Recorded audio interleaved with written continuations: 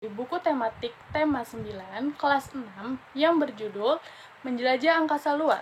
Dan di sini saya akan membahas tentang subtema 1, yakni keteraturan yang menakjubkan. Tapi sebelum itu, di sini kakak ingin mengingatkan kalau kalian semua harus selalu menjaga protokol kesehatan. Ingat 5M. Kalau kemarin kan 3M. Nah, sekarang berbeda lagi yakni 5M. Yang pertama, selalu memakai masker. Nah, untuk masker yang kali ini harus menggunakan 2 rangkap masker, yakni yang pertama masker medis, yang kedua masker kain. Nah, selanjutnya apalagi setelah memakai masker? Kedua, mencuci tangan. Kita harus selalu rajin mencuci tangan. Kalau misalkan habis dari luar, kita harus mencuci tangan. Kalau misalkan mau makan sesuatu atau memegang sesuatu, kita harus mencuci tangan. Selalu harus rajin mencuci tangan atau memakai hand sanitizer. Yang ketiga, kita harus selalu menjaga jarak. Nggak boleh dekat-dekat sama orang, apalagi orang tersebut tidak memakai masker. Nah, yang keempat, selalu menjauhi kerumunan. Kita tidak boleh mendekati kerumunan atau membuat kerumunan. Yang kelima, mengurangi mobilitas. Selalu ingat itu ya, supaya kita terhindar dari virus corona. Nah, sebelum kita masuk ke dalam materi, alangkah baiknya kita berdoa terlebih dahulu ya. Kita memulai dengan membaca basmalah. Bismillahirrahmanirrahim. Nah, yang selanjutnya kita membaca doa belajar terlebih dahulu. Namun sebelum itu kita harus mengangkat kedua tangan kita terlebih dahulu ya. Kita angkat dan kita baca bareng-bareng ya. Bismillahirrahmanirrahim.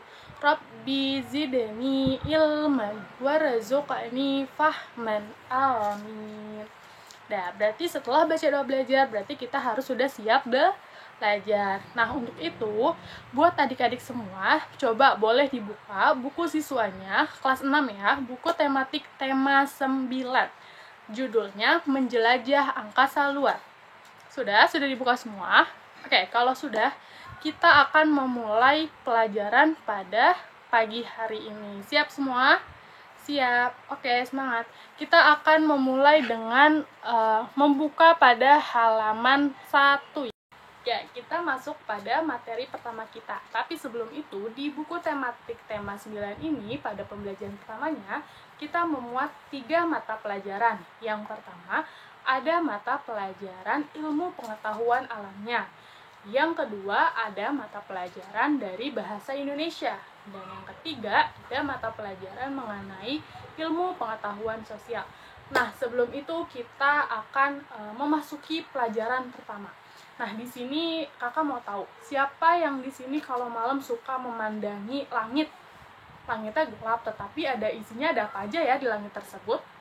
Ada apa? Iya, ada bulan, ada bintang, dan ada benda-benda lainnya. Tapi sebenarnya di langit itu banyak sekali benda-benda yang mungkin awam didengar oleh adik-adik semua, tetapi di situ memang sistem tata surya yang ada di langit. Nah, biar kita tahu ada apa aja di langit itu, kita akan belajar mengenai sistem tata surya. Nah, kira-kira siapa yang bisa menyebutkan ketiga dari galaksi yang ada di gambar tersebut? Pertama kan ada galaksi Andromeda, yang kedua ada Triangulum, dan yang ketiga ada Bima Sakti. Kira-kira siapa yang mau menyebutkan pengertian dari ketiga tersebut?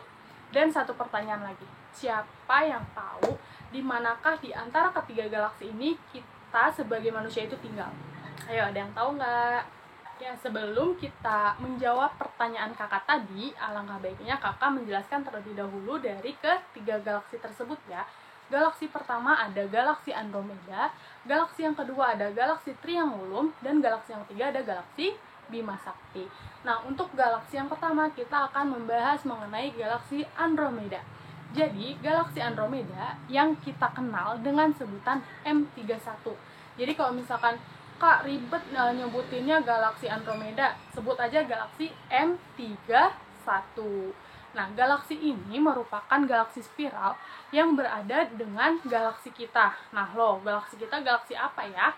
Nah, Andromeda adalah galaksi yang paling terang yang dapat kita lihat dengan jarak 2,5 juta tahun. Galaksi ini merupakan hal terjauh yang bisa terlihat dengan mata telanjang. Artinya kita tidak perlu memerlukan alat bantu seperti teropong, tapi ketika kita lihat ke langit ada galaksi yang bersinar terang, itu kita bisa lihat dengan mata kita sendiri. Nah, itu yang disebut dengan galaksi Andromeda. Nah, galaksi ini tampak seperti noda cahaya yang lebih besar dari bulan purnama. Itu ya. Ingat, kalau galaksi Andromeda adalah galaksi terbesar yang dapat kita lihat dengan mata kita sendiri, dan galaksi ini berbentuk seperti noda cahaya yang lebih besar dari bulan purnama. Yang kedua, ada galaksi Triangulum. Galaksi Triangulum ini biasa dikenal dengan sebutan Messier 33 atau NGC 598 atau PGC 5818 atau galaksi roda. Tapi lebih singkatnya kita nyebutnya galaksi Triangulum aja ya. Nah, galaksi ini merupakan galaksi spiral kira-kira 3 juta tahun cahaya dari bumi di rasi bintang Triangulum dan merupakan galaksi terbesar ketiga dari grup galaksi lokal.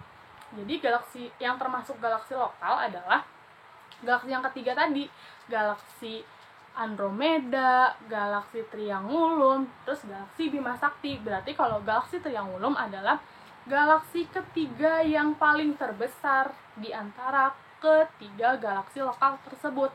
Nah, yang termasuk di dalamnya ada galaksi Bima Sakti yang tadi kakak sebutin, galaksi Andromeda, dan sekitar 30 galaksi yang kecil lainnya. Jadi selain 3 lokal tadi ada 30 galaksi lagi yang kecil-kecil gitu ya. Nah, objek ini adalah objek terjauh yang bisa dilihat dengan mata kita sendiri tanpa bantuan teropong, seperti galaksi Andromeda tadi. Berarti galaksi Triangulum juga bisa dilihat dengan mata kita sendiri tanpa bantuan teropong.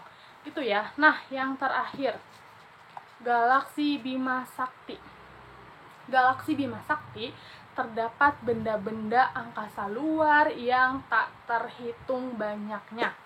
Nah, galaksi Bima Sakti adalah tempat sistem tata surya dan tempat kita tinggal. Berarti udah kejawab ya bahwa galaksi Bima Sakti adalah galaksi di mana kita tinggal. Berarti tadi jawabannya apa? Galaksi Bima Sakti.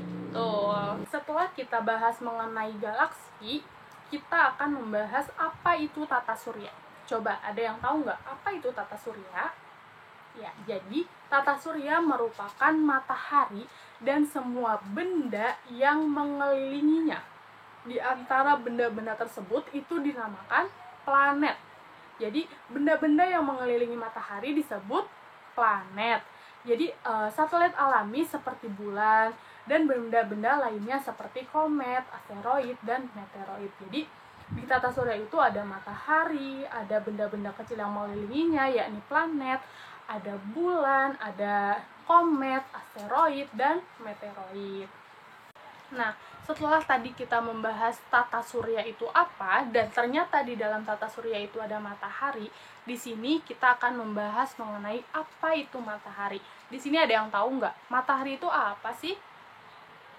Ya, matahari biasanya sumber energi kita, Kak. Kalau misalkan kita jemur baju, nanti bajunya jadi kering karena ada sinar matahari. Betul, tapi lebih spesifiknya, matahari adalah pusat sistem tata surya. Nah, matahari ini dikelilingi oleh 8 planet. 8 planet dan benda-benda kecil lainnya yang tak terhitung jumlahnya.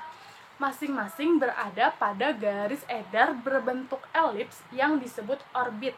Nah, bentuk garisnya seperti apa sih, Kak? Nah, nanti kita akan melihat video tentang cara membuat sistem tata surya yang berisikan planet-planet, dan situ ada orbitnya. Nanti di situ akan dijelaskan lebih lanjut ya. Nah, lanjut lagi. Selama tetap berada di orbitnya, planet-planet tersebut tidak akan saling bertabrakan. Jadi, selama planet-planet yang mengelilingi matahari itu sesuai pada orbitnya, maka mereka tidak akan bertabrakan. Lalu, ke-8 planet tersebut adalah, ada apa aja coba? Ke-8 planet yang mengelilingi matahari. Ada yang tahu nggak? Ya, kita sebutin yang pertama ya. Ada Merkurius. Yang kedua ada Venus. Yang ketiga ada Bumi. Yang keempat ada Mars. Yang kelima Jupiter. Yang keenam Saturnus. Yang ketujuh Uranus. Dan yang kedelapan dan yang terakhir adalah Neptunus. Nah, setiap planet berputar pada porosnya. Ya, jadi ingetin ke 8 urutan planet tersebut. Tapi supaya memudahkan adik-adik semua untuk mengingat urutan dari sistem tata surya itu, ya kakak akan membuat video pembelajaran yang bisa adik-adik tiru. Bahan-bahannya juga sangat gampang. Jadi yang pertama, adik-adik hanya menyiapkan styrofoam berbentuk persegi panjang. Yang kedua, adik-adik menyiapkan cat air. Yang ketiga, adik-adik juga menyiapkan gabus bulat untuk planet-planet tersebut gitu ya, yang berukurannya beda-beda supaya dapat membedakan mana itu matahari, mana planet-planet yang lainnya, seperti itu ya. Mari kita saksikan video tersebut. Siapkan tusuk gigi, lalu kita tusukkan tusuk gigi tersebut pada bola gabus berbentuk bulat. Lakukanlah pada semua bola gabus tersebut. Setelah itu, catlah bagian bola gabus bulat tersebut secara keseluruhan untuk menyesuaikan warna planet. Buatlah orbit planet membentuk setengah lingkaran dengan menggunakan cat berwarna putih. Setelah orbit planet sudah siap dan juga bola gabus bulat sudah siap, maka taruhlah bola-bola tersebut sesuai dengan garis orbit yang tersedia. Sesuaikanlah urutan planet-planet tersebut sesuai dengan sistem tata surya yang berlaku. Ya, setelah melihat video tersebut, semoga adik-adik bisa menghafal urutan-urutan planet dari mulai matahari ya. Coba sekarang kita ulang sekali lagi. Coba urutkan planet-planet yang ada di dalam sistem tata surya. Yang pertama pasti matahari. Matahari ini yang menjadi pusat dari sistem tata surya. Setelah matahari itu ada planet apa coba? Ada Merkurius, yang kedua Venus, yang ketiga Bumi, yang keempat Mars, yang kelima Jupiter, yang keenam Saturnus, yang ketujuh Uranus, dan yang terakhir yang kedelapan adalah Neptunus. Yeay, pintar. Dah, sekarang nanti sebelum beranjak ke materi selanjutnya, di sini kakak ingin adik-adik semua menuliskan ciri-ciri dari planet tersebut. Bisa ya? Ya, itu sebagai tugas tambahan dari materi sistem tata surya. Setelah tadi kita membahas tentang planet-planet, matahari, sistem tata surya, dan juga galaksi, di sini kakak akan memberikan sedikit informasi mengenai apa yang tadi sudah kita jelaskan. Di sini kakak akan menjelaskan yang pertama ada matahari, ada bulan, ada planet Merkurius, ada planet Mars. Di sini bukan hanya menjelaskan tentang benda angkasa luar, tetapi juga kondisi-kondisi yang ada di benda angkasa luar yang tadi udah kakak sebutkan tadi ya. Nah, di sini juga adik-adik boleh membuka buku tematiknya halaman 6. Di sini juga kakak tampilkan ya, benda angkasa luar dan juga kondisinya. Jadi yang pertama, kita akan membahas mengenai matahari. Bagaimana sih kondisi matahari? Jadi, matahari memiliki cahaya sendiri dan matahari ini sangat panas. Benar yang tadi kita bilang bahwa matahari ini adalah sumber energi manusia, karena ketika kita menjemur pakaian berarti membutuhkan energi matahari untuk mengeringkan pakaian. Nah, matahari ini juga bisa sebagai kita kalau misalkan lagi pandemi kayak gini kan kita diharuskan berjemur. Nah, itu menggunakan sumber energi matahari, tapi untuk berjemurnya jangan di jam 12 siang karena itu terlalu panas. Kita bisa berjemur di jam 9 sampai jam 11. Nah, yang kedua, di sini ada bulan. Ya, bulan. Nah, di bulan ini sepanjang hari langit berwarna hitam karena bulan itu biasanya ada di malam hari. Kalau siang hari itu adanya matahari, kalau misalkan malam adanya bulan. Nah, di bulan juga tidak ada suara karena di bulan tidak ada udara. Permukaan bulan berdebu. Nah, kira-kira ada apa aja sih bulan-bulan itu? Ada bulan purnama, ada bulan sabit, ada bulan yang setengah lingkaran itu juga ada. Ya, jadi banyak macam-macam bulan itu. Dan yang ketiga, kita membahas mengenai planet Merkurius. Planet Merkurius merupakan planet yang terdekat dengan matahari. Tadi urutan yang pertama itu adalah planet Merkurius, Venus, Bumi, baru Mars gitu ya. Berarti planet Merkurius adalah planet urutan pertama yang sangat dekat dengan matahari.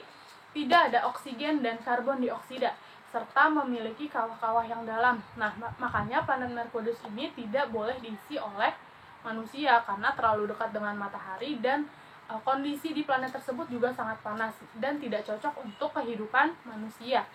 Selanjutnya ada planet Mars.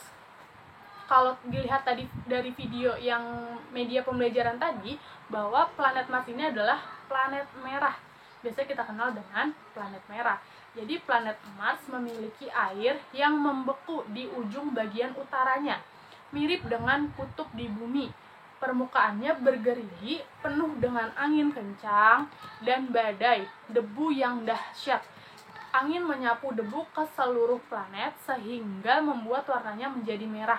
Nah, itulah sebabnya Mars disebut dengan planet merah. Makanya kalau dilihat dari video pembelajaran tadi kan planetnya warna merah karena memang planet Mars ini dikenal dengan sebutan planet merah. Nah, masih banyak planet yang belum kakak sebutkan tadi. Maka dari itu, tugas untuk adik-adik semua adalah membuat tabel seperti tadi, ditambahkan lagi. Kalau ini kan baru 4, adik-adik menambahkan planet-planet yang belum kakak sebutkan tadi. Masih banyak ya, ada planet Venus, Bumi, Saturnus, Neptunus, Jupiter, dan yang lainnya. Maka nanti adik-adik membuat latihan soal dengan menggunakan tabel tersebut. Bisa ya? Ya, selain tugas yang pertama tadi untuk melanjutkan menyebutkan planet serta kondisinya, nah di sini ada tambahan tugas, yakni tetap di halaman 6, tapi di sini adik-adik menyebutkan perbedaan permukaan dan waktu antara bumi dan planet-planet. Bisa ya? Coba bisa dilihat buku tematiknya halaman 9 ya. Itu dijadikan tugas dikerjakan di rumah. Nanti kalau misalkan ada yang nggak ngerti, boleh ditanyakan terlebih dahulu ya. Nah, mungkin pelajaran kita cukup sampai di sini. Kalau misalkan ada yang ingin ditanyakan, boleh chat via WA, kolom komentar, ataupun nanti kita ada pertemuan selanjutnya untuk membahas topik-topik yang baru. Tapi sebelum itu, kakak di sini mau mengingatkan untuk adik-adik semua tetap semangat belajarnya. Meskipun belajarnya dari rumah, belajarnya nggak bisa bertatap muka langsung dengan teman, dengan guru, tetapi tetap harus semangat belajar, tetap harus selalu patuh terhadap apa yang selalu dikatakan oleh guru, orang tua, selalu mengerjakan tugas, jangan main mulu, ya tetap semangat belajar. Nah, sebelum kakak tutup, karena berhubung kakak mahasiswi pendidikan guru madrasah ibtidaiyah di Universitas Muhammadiyah Jakarta, di sini kakak ingin menyampaikan kesan dan pesan selama mengikuti perkuliahan di PGMI FAI UNJ. Yang pertama, banyak sekali ilmu yang didapat dari dosen-dosen hebat yang ada di Universitas Muhammadiyah Jakarta, khususnya Fakultas Agama Islam. Kedua, pada masa kuliah yang ditempuh itu sangat benar-benar luar biasa karena mengajarkan kita bagaimana caranya nanti mendidik peserta didik di sekolah dasar. Seperti itu, dan banyak sekali pengalaman-pengalaman yang luar biasa yang didapatkan di Fakultas Agama Islam, khususnya di Prodi Pendidikan Guru Madrasah Ibtidaiyah Universitas Muhammadiyah Jakarta. Makanya kalau adik-adik punya saudara, kakak, atau siapapun yang belum kuliah dan ingin melanjutkan ke jenjang perguruan tinggi, boleh ajak untuk masuk ke Universitas Muhammadiyah Jakarta, khususnya Fakultas Agama Islam. Nah, prodinya harus ikut prodi Pendidikan Guru Madrasah Ibtidaiyah. Biar bisa nanti ketemu dengan kakak dan teman-teman lainnya. Mungkin itu aja yang dapat kakak sampaikan. Mohon maaf bila ada kekurangan selama memaparkan materi. Kurang dan lebihnya mohon maaf. Wassalamualaikum warahmatullahi wabarakatuh.